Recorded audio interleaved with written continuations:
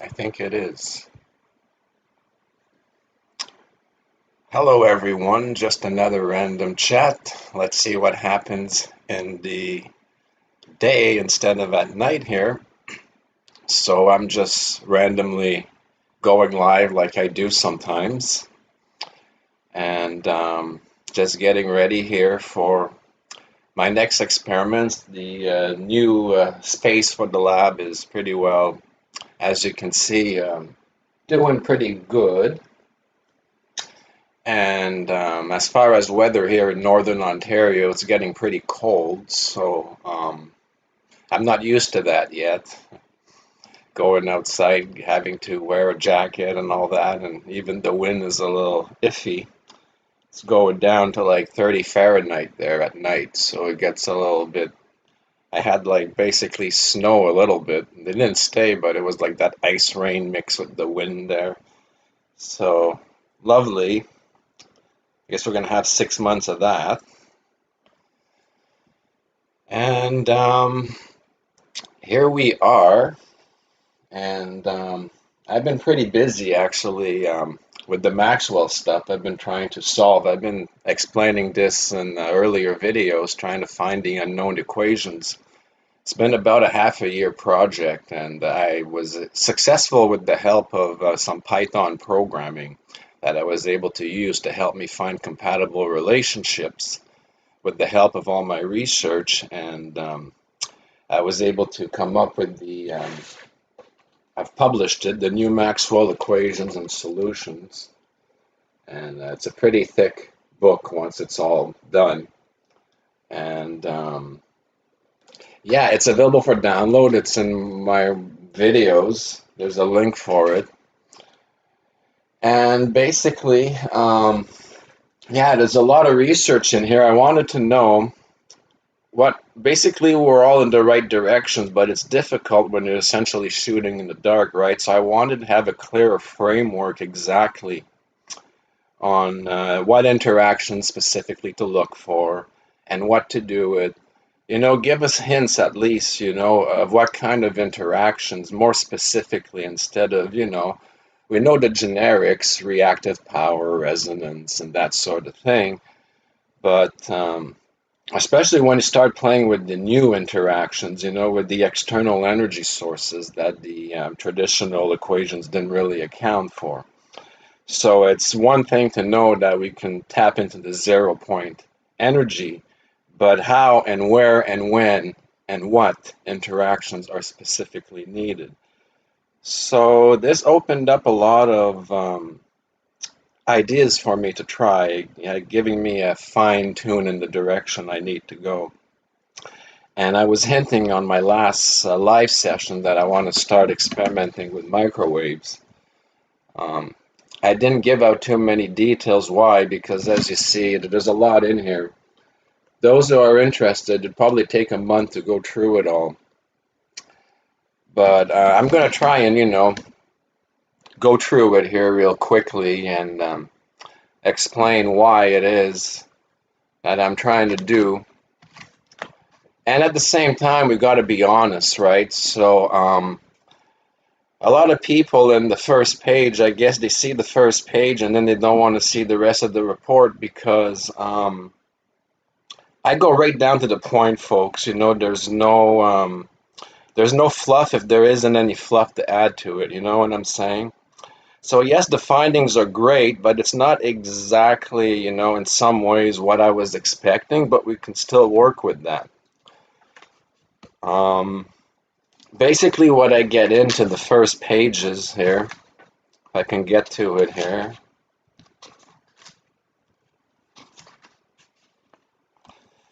So basically I start with section 1, which is the extended Maxwell equations. We basically use the already known equations, and I essentially solve them in their basically symmetrical form, right, which is the traditional framework. And what I get down to is that if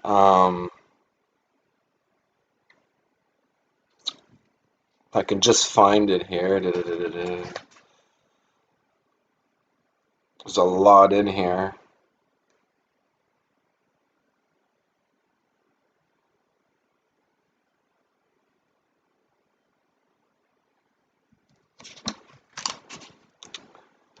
So what I'm going to have to do eventually is, this is a lot of work, but I got to make a better table of contents for all of this. Converting tensor equations to quaternions.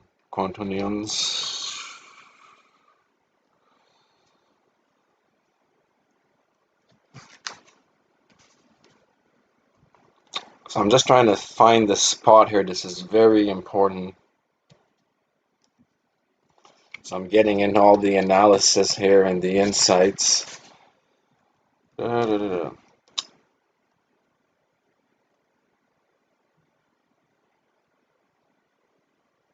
Okay, here it is, the novel interactions here. So basically all these pages I was going through is all the math that supports in a symmetrical form, which is the traditional electrodynamics, and we get into the magnetic monopoles. And in the symmetrical form, what the math says is they don't exist. Okay, so the traditional science where they claim that magnetic monopoles can exist, they are correct in the form of when the system is a symmetrical system. Okay, so that's why I get right down to that point and I say, according to these calculations and all these formulas and the solutions I have here, we can indeed conclude that in its pure, symmetrical form, we cannot observe magnetic monopoles. But then I go on to exploring and finding the new unknown equations, which essentially a heart of it is when you introduce broken symmetry. So when you introduce the broken symmetry, the rules sort of change a little bit, and this is where, if you break the symmetry, and I have all the math here that supports it and tells us the guidelines on how to do it, then you could observe, which we already knew because this is dipping into like the Howard Johnson type of thing with the magnets when he shapes them certain ways, or there's these new things now called magnetic resistors, which are spinning wheels with little holes, and when it spins, it creates a certain, opening, and that's, yes, it's mechanical, but I'm just saying there are mechanisms and systems that work with that already, and through those interactions, yes, we can observe the equivalent of what would be magnetic monopoles, and I provide all of the hardcore calculations for those that want to get into that. So basically, I move on into breaking the symmetry. And what we were already talking about, when we try and use zero current to pulse coils, that's all in the right direction. But there's always the but, right? The 0 point interactions are very, very brief. They're only for a moment in time, so it's more to just take two signals and put them 180 degrees out of phase. Yes, that is part one, but the actual 0 point interactions, and I've got all the math here, and I've drew this in the previous videos. When you draw the waveform, there's a moment there where in the sine wave, let's say, where it shows, zero, but it's not really zero. It's when it reaches that area in the waveform. So what happens is, if we were to make an average of the energy gains, you'd get zero, okay? So again, someone would see that and go, why is he continuing with this? But we're breaking the symmetry, remember? So when we break the symmetry, interesting things happen. Now, yes, these 0 point interactions are very brief, but they are very well there under the proper conditions. Now, what's going to happen is during that short time, it could be a very, very high, very extremely powerful burst of energy, but very sharp. So if you average it out during the cycle, that's why you end up with zero, but with very, very, if you can collect those peaks and use the pure potential in the ways we want to, that's where you can take advantage of the system now. So basically, that led me to conclude frequency really matters. And because the 0 point interactions are very, very brief, we need to jack up the frequencies for our experiments. Essentially, we're basically doing everything right, but we're in the wrong frequency range. So that's why I wanted to start experimenting with the microwaves. Because at the microwave oven, it falls right in the ISM band in the middle of the 2.4 gigahertz band. Microwaves are much more denser in energy, and you can waveguide this energy much easier. So as I was saying in the early videos and my last video, the microwave here I want to start experimenting with, you already have a resonant cavity in here. So it's a matter of adapting Tesla's resonant concepts with cavity resonators that will shoot out their own energy in here and potentially create an amplification loop. Now I want to drive the magnetron with pure potential instead, so I'm going to experiment with different ways of driving the magnetron and seeing if I can get some kind of microwave energy out of it. And if I'm successful, perhaps somehow we could use the ambient part anyways to drive the magnetron, use it as a trigger to kickstart this resonant feedback loop within the cavity. So that's why I set up my spectrum analyzer on the computer here, the HackRF SDR, because it has a frequency range of about 6 gigahertz. So, and what's nice about the microwave is it's all 2.4. So old Wi-Fi stuff, the 2.4, all of those antennas can be used as probes. All of the waveguide, all the mathematical formulas for, there's a rich community in building Wi-Fi equipment. So you've got all the programs all ready to build, the little tube waveguide antennas and everything. And again, much more easy to contain the RF. So it's not as prone to skin effect where even a few milliwatts gets all over the place in your circuit where you don't want it, and you get into all this high frequency madness, and then it starts interfering with all nearby communications. Essentially why I was really strongly opposed to doing any of this wave interaction mixing very seriously, because all traditional bands, in the non-microwave, even the shortwave bands, even up to 20 megahertz or so, you're going to cause more problems than good. But by moving on to the microwave bands, it really opens, and again, it's kind of like a new interaction, because you kind of get the best of both worlds with the microwave. It's almost X-ray, but it's not. It's RF, but it doesn't necessarily behave like RF. You could essentially take a piece of paper and then it'll shield half of that microwave. So very interesting properties as well. So that in part, the idea came to me by getting into all of these Maxwell equations. And it gets a lot into the curvature of space-time. So through the torsion fields, the rotating magnets, gravity waves, that's all part of it as well.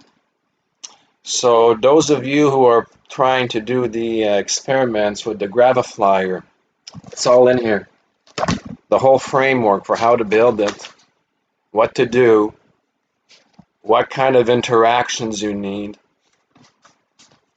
the symmetrical interactions, the temporal effects, the quantum level interactions, the modifications of quantum tunneling, the unified field theory. It's all explained in here. So maybe one day when I want to get into this stuff, at least I'm going to have the framework now. I'll know, what to do. But there's a lot of that. So unfortunately, a lot of this is not directly related to what I'm researching, but it's very, very good information for those who are even into teleportation and that sort of thing. So it gets pretty advanced, and it gives you all the interactions and the whole framework on how to actually build it, mathematically speaking, with the new Maxwell equations. So those scalar potentials mean a lot too. don't be fooled by what traditional science wants to tell you with that. Um, a lot of conclusions in here, by the way. Like I said, it would take like a month to go through it all, but I'm just trying to get to the points that are more relevant to my research.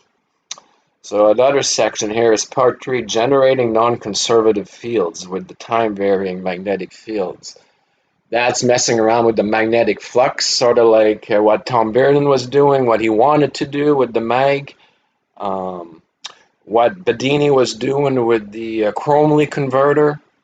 So section 3 right here is all the framework for those who are interested in the mathematical framework, specifically to design those types of systems. I'd love to get into it, but again, not very, that's like more mechanical, workshop kind of thing. Maybe one day, but again, so how we can induce the EMF in a rotating loop, all the calculations, all the interactions, they're all right here, and it tells you exactly what to do. You can't go wrong if that's what you want to do. Just follow the framework. It's all step by step with all the mathematical. So section 2 here is the work done by non-conservative electric fields in the system and all the mathematical framework, and then how to couple the scalar waves with the regular fields and all of the mathematical framework behind that. There's a lot here. There's so much. Oh yes, a new finding that I didn't know. Under the right circumstances, a closed loop could also act as an open loop. I know that sounds weird, and that's news to me, but it tells you all right there what you need to do. And again, it's breaking the linearity, introducing highly nonlinear components, maybe even novel semiconductors that we don't have yet, stuff like the PEG cell that I've made.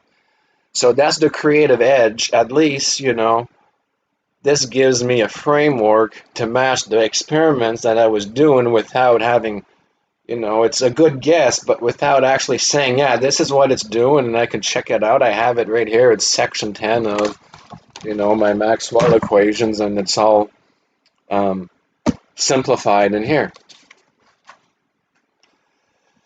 So yeah, that was very interesting.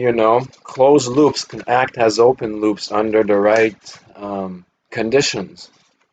So can you imagine that? A closed loop system that once it's triggered in the right, so you need a source to get it going, but once it's triggered, it could take most of its energy from an outside source, even as a closed loop. Because what happens is there's such a thing as, once you get in here, there's different categories. There's the local energy and there's the global energy. And a lot of these systems, they focus on the local and they don't take account the global. In other words, the global could be a universal energy source that complements, such as scalar, the local energy supply. And you need to accommodate for both of these. So when people say, oh, you've got over unity, it's not right, your calculations are wrong, no. It's because they're using a reduced traditional set, which doesn't account for the global source that is totally legit that you're siphoning off. Energy doesn't get created out of nothing. It's there. It's just, the current traditional framework lacks the extended systems. But we, folks, as experimenters, must understand that it is there. And in these frameworks, in this book here, it makes the solid difference when we're dealing with a local energy source versus a global energy source. So that's where there's a lot of confusion in all of this research, is when people are showing experiments and showing you results, they're not describing whether or not they are dependent on a strict local energy source like the power of a battery, or coupling that with a global energy source as well through resonance or earth fields or whatever. But the point is, there is a global energy sink to tap into as well, depending on how we do it. And it's just scientific. We need to accommodate it and put it into the framework. And in part, that's what I did with some of the new modifications to the Maxwell equations. I plugged that in there so that it can accommodate for global energy sources as well. And all of a sudden, folks, it all starts making sense, you know? So, yeah, one long story short, that's essentially what I've been up to. And like I said, pretty thick book. And a lot of it not even relevant to what I'm doing, but for other people with the Graviflyer is gold in there, man. Pure gold. So I'm just going to head over here and say hello to the crowd here. I realized been a messages. Someone's asking in PDF. Yeah, this isn't PDF. It's called New Maxwell Equations and Solutions. It's just a few videos down. In the video description is a PDF file. You can download the whole book. But like I said, it's a little rough. It's basically my own research put together as much as I could. Obviously, I fed ChatGPT with the Tom Bearden model, my research, as I found the Python programs with the interactions, What I'm getting at is it has such a good way of framing everything in the proper words that everyone can understand. So basically, that's what I did is I used it to take my research and explain in better English what it all means. But needless to say, it's 6 months or more of intense, hardcore, research that I put together. But with that said, pretty good. I mean, it's categorized and everything, but it's so big that, I should spend the time and make like a better table of contents for it because it tends to, there's so much in there, there's like subsection to subsection. So you get into a subsection that has a table of contents, but then, so it's okay there, from purely technical standpoint, the information is there, is available. But myself or somebody else that's better at making it into more of a book would need to eventually edit this to make it more of a publication rather than, research paper, because this is more of a research paper format than the actual, book. So, yeah, some project later on in life, I guess, and maybe somebody who's better than me who thinks this stuff is really good and knows how to frame it in a real kind of, book publication where it's, I did the best I could, I explain in the book what the interactions mean, but it can get pretty overwhelming naturally. So there's probably going to end up being revisions of this down the line is what I'm getting at. Simplifying it, making it easier to follow and that sort of thing. But you got to start somewhere, right? I mean, I was so excited when I found the information. I wanted to put it out there for everyone that it may be useful. Are you posting the report anywhere? I posted it on YouTube. I posted it on my forum. So, and I think a few people got their hands on it. So that's good. Oh, I posted it on Twitter. I have an X group, Alternative Energy Research. It's on there as well. But I don't have a lot of following on X, I guess if you're not into politics, people don't care on there too much. I got maybe like 400 people. So, but it's still something, So I'm just reading the comments here.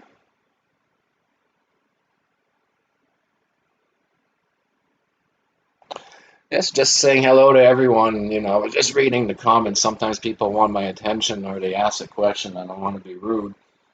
I still haven't figured out, though, how to keep the conversations. Maybe they do. Maybe I just don't see it. But when I'm done streaming, it seems like sometimes people say valuable information in the chat, and it doesn't show up as video comments. I don't know. I think you have to play the video back, and they play back in real time. But I find that a bit annoying. I like people to just see the whole thing. But anyways, that's not me, that's YouTube. So, yeah, I'm just trying to get this microwave open. I need to gut it. And I was going to do that there today. I know I've been saying it for a few days. But I got my screwdrivers here, and It's always tra-la-la, you know. Now it's trying to find, I've been dreading all day because it's just the right screwdriver. That could take sometimes an hour, right? That's the wrong one. It's trying to find these oddballs. Wrong one. I'm gonna have to get like an organizer where I can put these all in the. This is stupid in the bucket like this. You can't see your ends properly, but it's for space, you know. For now, I have it all in here, but it's not the ideal way of doing it because then you can't. What is this? They got an odd screw because they don't want people naturally getting into microwaves, right? I guess they haven't met me yet.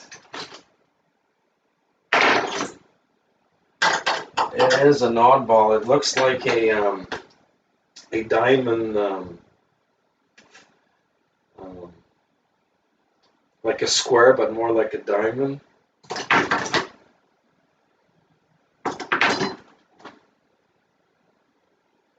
Got all these ends here, but then I got all the ends, and then it's trying to find the right adapter that it goes on.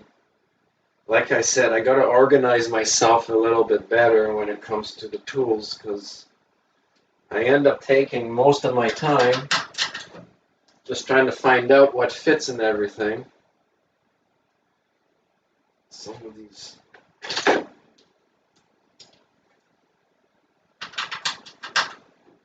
Boy, oh boy, it's really an odd ball, this one. Usually I don't have much trouble, and after like 2 or 3 tries, I get it. Got the little diamonds right here.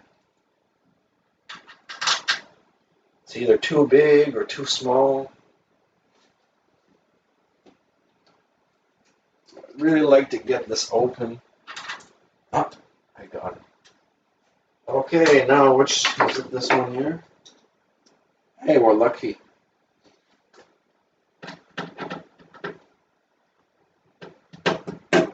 Now it's going to be too tight. Nope, that's not the right one. It felt like the right one, but it's not.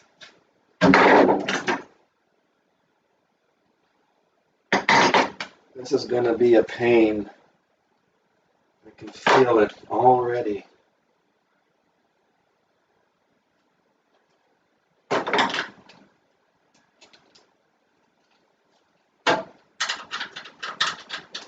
No, not that one. Not that one. So this is why, folks, a lot of times I don't like going live when I work because there's a lot of screwing around in between actually getting to the fun stuff, you know? And then people go, oh my goodness, that guy is so haywired, you know? But again, as I said, it's just working with what you got, you know?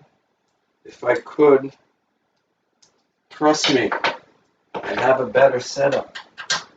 Oh, maybe this one. Ah, now we're talking. Hope I'm not going to find a dead mouse or something in here. You never know when you pick it up from the side of the street, you know? But free is free, and there's gold parts in here. And I'm not going to buy a new one just to break it, right? Just let's see what everyone is saying here.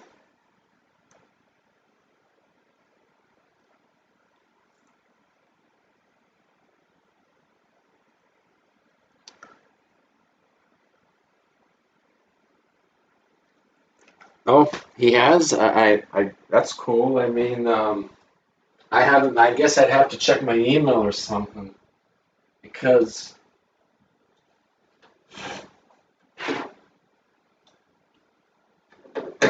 I go on his channel from time to time, but just like me, he uploads so many videos. There's like hundreds on there, you know, I can't watch them all. So if he does mention me, it's probably I just haven't heard it or anything like that.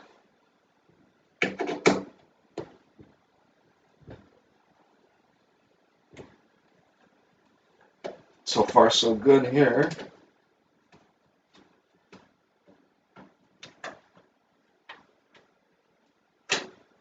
Again, let's just hope I don't find any dead critter in here, and I'll be a happy camper.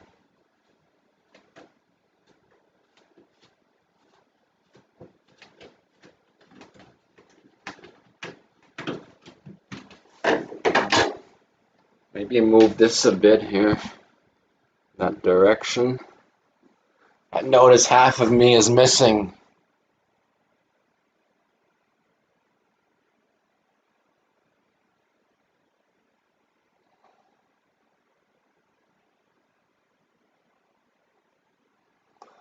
Check my last. Okay, I will after this, no problem. Awesome. Okay, I think this is gonna work. I got them all.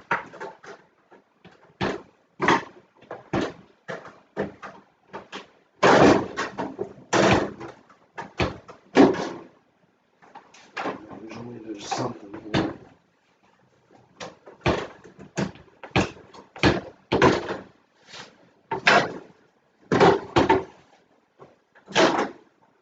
Sometimes you have to.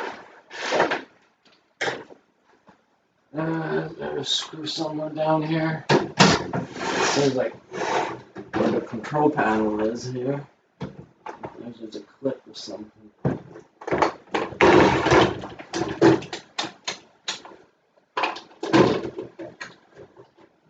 Might just be more stuck there.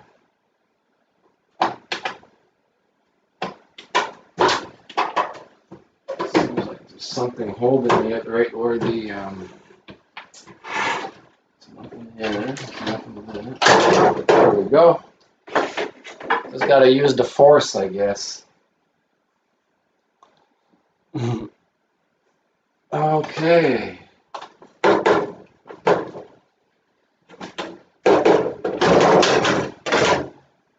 Ah, great. Here we are. So, there's the magnetron.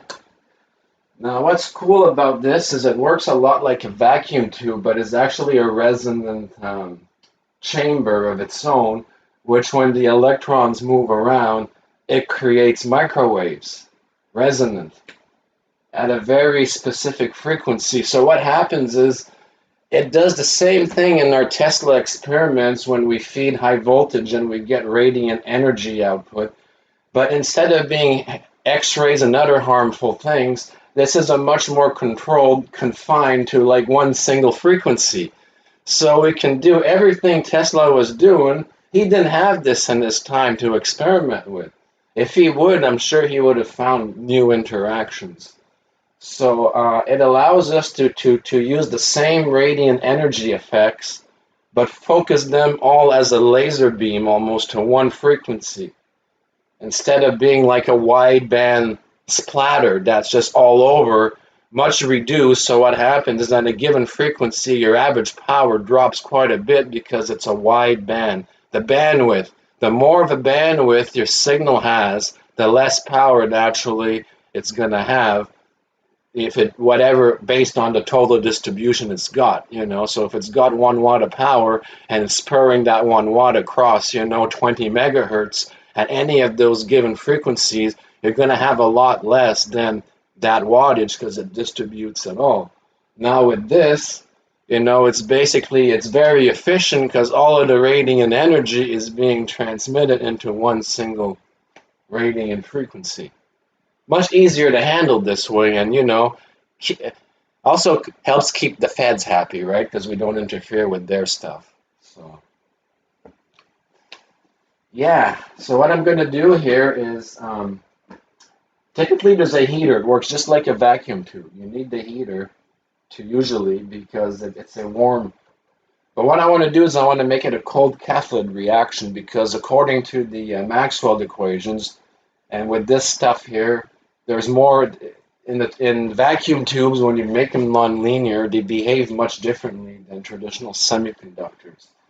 So what I'm getting at is, again, under certain circumstances, we're able to induce a cold cathode reaction without needing the heater. So that could create some interesting, but this is getting into like the electrostatic kind of stuff, where you're driving it with pure potential, super high voltages instead of, because a microwave audio obviously is used on its traditional build is quite a high current device, but the current is being used to give you the wattage to cook your food in as a form of microwave, right? But in this essence, I'm trying to use it as a trigger and resonance and make it nonlinear and see, we'll take it from there. At least this will give me a framework to experiment with. I'll be able to find out, how I could drive the magnetron. If I can, hopefully, I can drive it cold. That's my goal. I want to be able to drive it cold. And with the spectrum analyzer, and thanks to all the Wi-Fi equipment, I could just take an old Wi-Fi router antenna and put it in there. And this is coaxial right here. Goes right into the spectrum analyzer. Close the door on that, and as far as the microwave, I've got almost as top notch as it would be if I were in the lab, because this is the kind of stuff that essentially they would be using as well to take their measurements with. So being microwave makes the accessibility of the mainstream. I don't have to build every resonant device. I don't have to build every transformer, because everything, especially because it's Wi-Fi, is already there. Just borrow an antenna, borrow an adapter, use a Wi-Fi spectrum analyzer, and instead of spending all this time having to build all my stuff, just to test, it really simplifies it.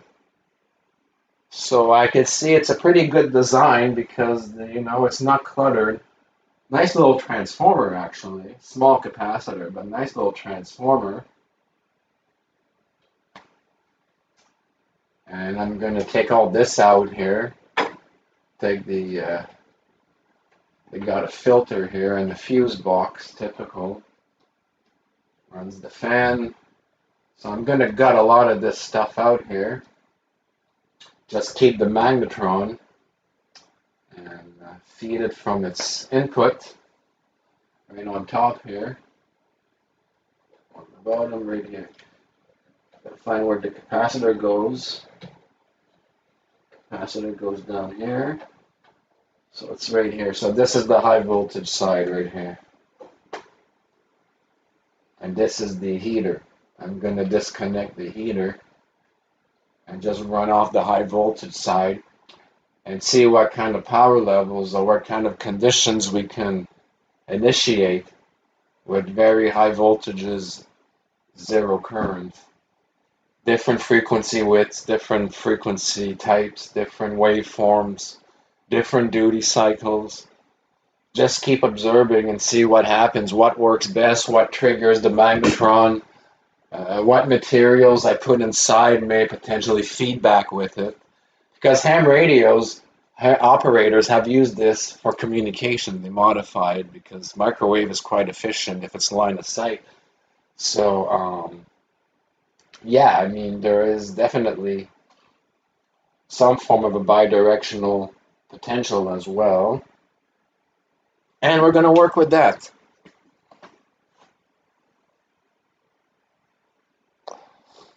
So just saying hello to everyone here, reading the comments in case somebody has something to say here.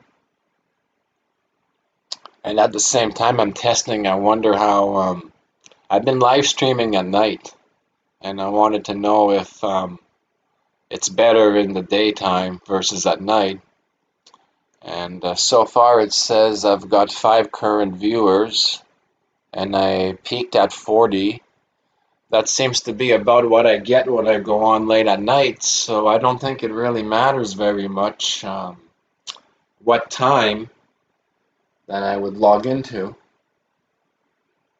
But I'm really happy I got the cover off of that. For the last 2 days, I was like, sometimes, I get discouraged because it's like, it's going to take me an hour just to find a screwdriver for that. I don't want to work on it. I know if that happens to anyone else, but sometimes it's just something, and I make it worse than what it is, right? Because you guys were all with me. It took, what, 5 minutes, and I found but in my mind there, that was going to be like an afternoon journey just to find and I didn't want to get into it and make a mess, and so yeah.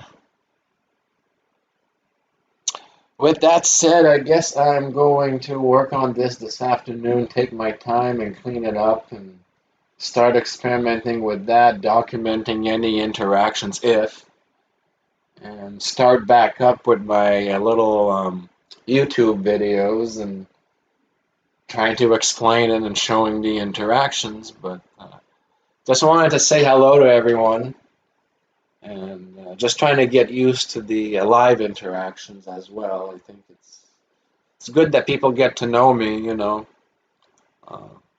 little bit of behind the scenes here.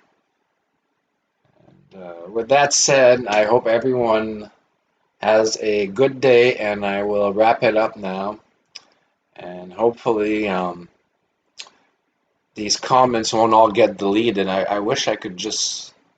Maybe they don't, because no one ever complains that the comments disappear. Maybe I just don't know how to see them on my end. But with that said, thank you all for all your interactions, for following me, for subscribing, for telling all your friends which may be interested in this kind of research. Every little bit helps.